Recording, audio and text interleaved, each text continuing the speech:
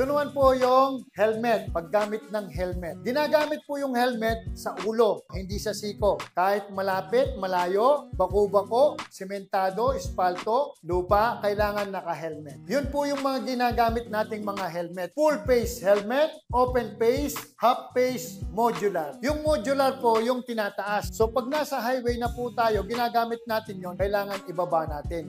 May lock po yan para naka-safety tayo. Kailangan po meron siyang ICC at saka PS mark. Standard po. Huwag po tayong gagamit ng sub-standard. Ito po yung penalty, 10,000 to 20,000 pag sub-standard po yan, no? First offense, not less than 3,000. Then, second offense, 5,000. Ito po yung hindi paggamit ng helmet. First offense, 1,500. Second offense, 3,000. Third offense, 5,000. Then, fourth offense, 10,000 plus confiscation of driver's license. Bakit po? Ibig sabihin, pasaway ka. Ganyan din po sa student. Pag paulit-ulit na nahuli ka, student permit pa lang, si LTO kukumpiskay na yung student permit mo. Hindi ka na niya pagbibigyan.